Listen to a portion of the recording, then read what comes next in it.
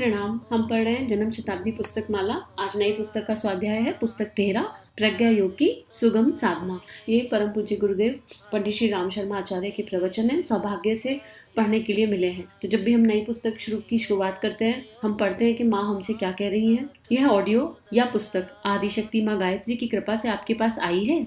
इसे पवित्र स्थान पर रखें, परिवार में सबको पढ़ाएं या सुनाएं। मुख्य अंश नोट करें, उन्हें अपने आचरण में ढालें। पढ़कर पुस्तक ऑडियो को सुनकर किसी अन्य पात्र अथवा व्यक्ति को दे दें, ताकि ज्ञान का आलोक जन जन के जीवन को प्रकाशित करता चले, दीप से दीप जलता चले। आप भी कुछ पुस्तकें समाज में बांटें और इन ऑडियोज को ज्यादा से ज्यादा परिजनों तक शेयर करें। आइए गायत्री मंत्र के साथ इसका स्वाध्याय आरंभ करते हैं। ओम भूर्भुवः स्वः तत्सवितुर्वरेण्यं भर्गो देवस्य धीमहि धियो यो नः प्रचोदयात्। प्रज्ञा योग की सुगम साधना में गुरुदेव कह रहे हैं, देवियों भाइयों, भगवान के अवतार समय समय पर हुए हैं और जब जिस काम के लिए जरूरत पड़ी है तब उसी काम के लिए उन्होंने अवतार उसी तरह धारण किया। यह समय इस तरह का है कि इसमें आस्था संकट छाया हुआ है। सब जगह आस्थाएं कमजोर पड़ गई। आदर्शों के लिए कहिए, उत्कृष्टताओं के लिए कहिए, सबके लिए आस्थाएं कमजोर पड़ गई।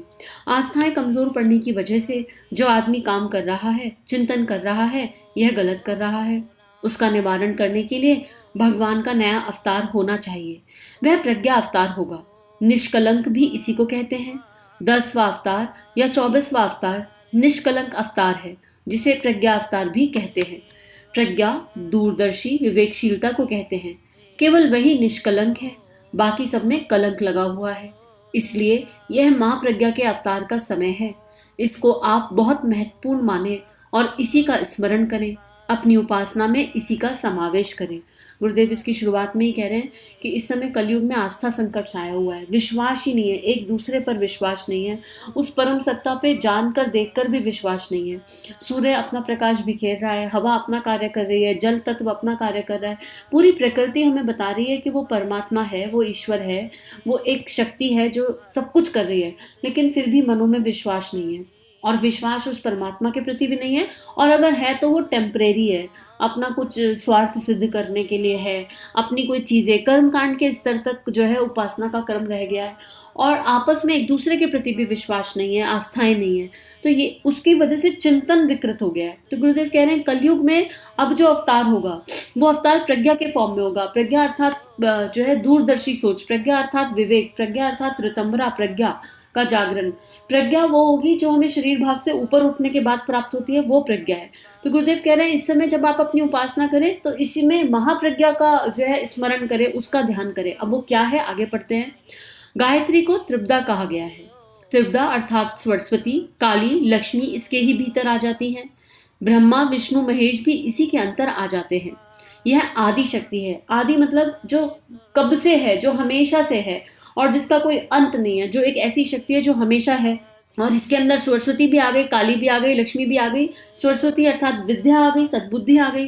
काली आ गई अर्थात मन्यु आ गया, जहां जरूरत है वहां साहस की शक्ति, करेज की शक्ति आ गई। और लक्ष्मी अर्थात हर तरह का द्रव्य आ गया, मतलब जो भी चीज है वो प्रचुर मात्रा में है, चाहे वो प्रेम है, चाहे वो करुणा है। खाली लक्ष्मी का अर्थ खाली पैसे से नहीं लगा सकते, यहाँ पर श्री की बात गुरुदेव कर रहे हैं। तो सारी शक्तियां आ गई। इसमें ब्रह्मा अर्थात पावर ऑफ क्रिएशन आ गया और विष्णु अर्थात पालनहार आ गए और भगवान शिव अर्थात संहार करता आ गए। तो क्रिएशन, हम सबके पास क्रिएशन की शक्ति है। हमारे विचारों को हम खुद क्रिएट कर सकते हैं। We have the power of creation. उसके बाद विष्णु अर्थात पालनहार, जब हमारे भाव पवित्र होंगे, विचार पवित्र होंगे, तो हम स्वयं का पालन भी करेंगे और उस परमात्मा के खेत में भी हाथ बटाएंगे। तो हम उस विष्णु की शक्ति भी हमारे भीतर है। और भगवान शिव, भगवान महेश की शक्ति संहार, अपने भीतर की महाभारत, अपने भीतर के कुसंस्कारों से लड़ना ही कलयुग में भगवान शिव की शक्ति है। तो हमारे भीतर ये प्रज्ञा जागृत हो जाए और हमारे भीतर ये सारी शक्ति जागृत हो जाए, ये गुरुदेव कह रहे हैं। आगे गुरुदेव लिख रहे हैं, ब्रह्मा जी को तप करके सारे विश्व को, सृष्टि को बनाने के लिए जो शक्ति मिली थी, इसी के द्वारा मिली थी। गायत्री किस द्वारा सारी शक्ति मिली थी। अब यही महाप्रज्ञा आदि शक्ति गायत्री के रूप में नया अवतार ग्रहण कर रही है, आस्था संकट का निवारण करने के लिए। कैसे होगा ये अवतार? आपको मालूम है ना कि सीता जी का जन्म क्यों हुआ था? रावण को मारने के लिए जब सीता जी की जरूरत थी तब ऋषियों ने अपना रक्त एकत्र करके एक घड़े में बंद किया, उसे जमीन में गाड़ दिया। राजा जनक ने उस घड़े को निकाला और सीता जी का जन्म हुआ। दुर्गा का अवतार कैसे हुआ आपको मालूम है ना?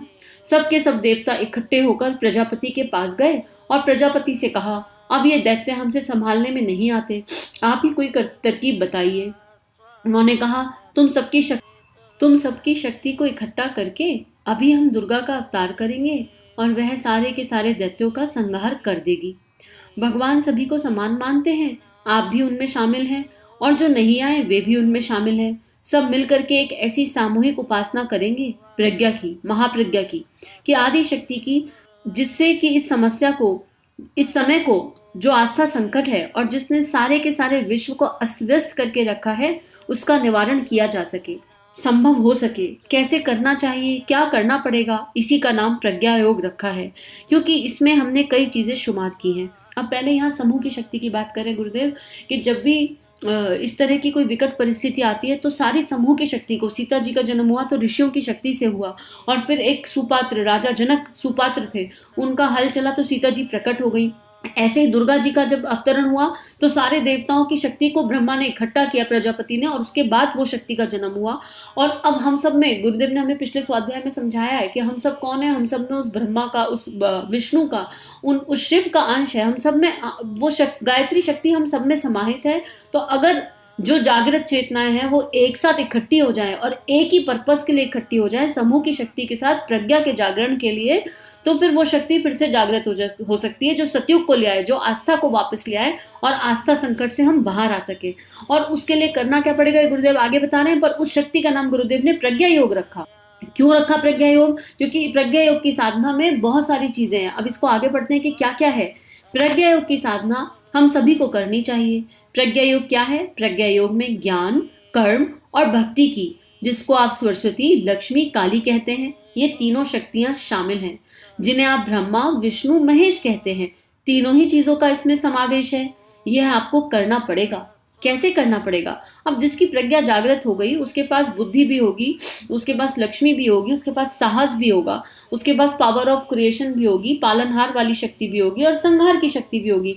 अपने आत्मनिर्माण की यात्रा है, और जब एक फूल खिलेगा तो उसकी खुशबू बहुतों के जीवन को प्रकाशित करेगी, बहुतों के जीवन में खुशबू फैलाएगी। एक जलता हुआ दिया पता नहीं कितने बड़े कक्ष को अंधकार से दूर कर देता है। तो अगर एक एक चेतना जागृत हो जाए और हम एक एक इंडिविजुअल के भीतर का प्रज्ञा अवतार जागृत हो जाए, तो पता नहीं कितनों को वो चेंज कर सकता है, चेंज करने की शक्ति रख सकता है। तो हम सबको ये करना पड़ेगा। गुरुदेव कह रहे हैं कैसे करना पड़ेगा? आप नोट करते जाइए इनको, या फिर ध्यान में रखिएगा। छपा हुआ भी है, हर जगह है, लेकिन खाली सुनना नहीं है। पहले ही वार्निंग दे दी कि खाली सुनना नहीं है, नोट्स बनाने हैं, आचरण में उतारना है, व्यवहार में उतारना है। प्रज्ञा योग कैसे करना चाहिए? प्रज्ञा योग का पहला चरण है कि आप इसे चारपाई पर करें, चारपाई पर पड़े हुए। जब सवेरे उठें तो उठने से पहले, जमीन पर पैर रखने से पहले आप ये विचार करें कि आज हमारा नया जन्म हुआ है और आज हम नया जन्म ले रहे हैं। रात में जब आप बिस्तर पर लगें और आप सोने की तैयारी करें, उस समय आप इस तरीके से करें कि आज हमारी मृत्यु का दिन आ गया है और अब हम भगवान की गोदी में जा रहे हैं। ये जो एक पैराग्राफ है ना, ये आत्मबोध और तत्वबोध की साधना है, और इसे गुरुदेव कई बार बताते हैं, पर ये बहुत खूबसूरत है।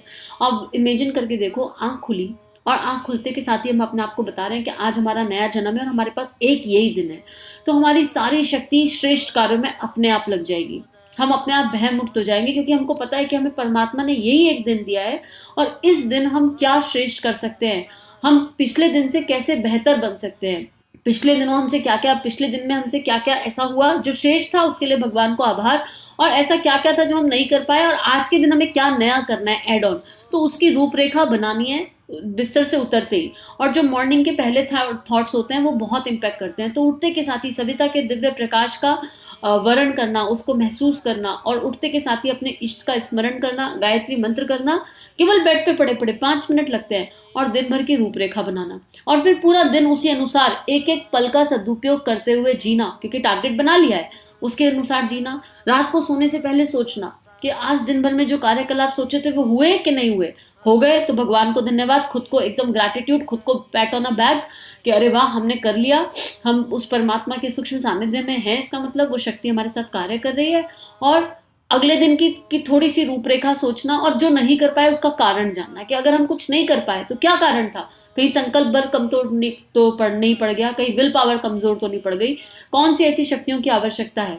ये सारा एनालिसिस, अगर हम इसको एनालिसिस को कर लें तो हमारे भीतर अपने आप परिवर्तन आने लगेंगे, और ये पहला स्टेप है। आगे गुरुदेव और भी स्टेप बताएंगे, पर आज के लिए इतना ही स्वाध्याय करते हैं और हम प्रज्ञा योग को पूरी श्रद्धा से जानने और समझने की कोशिश करें, इसे अपने जीवन में उतारें। यही प्रार्थना गुरुदेव से, माता जी से, और इसी के साथ सभी के लिए प्रार्थना कि हम सभी का जीवन गुरु तत्व के सूक्ष्म सानिध्य में मंगलमय है। सभी को प्रणाम।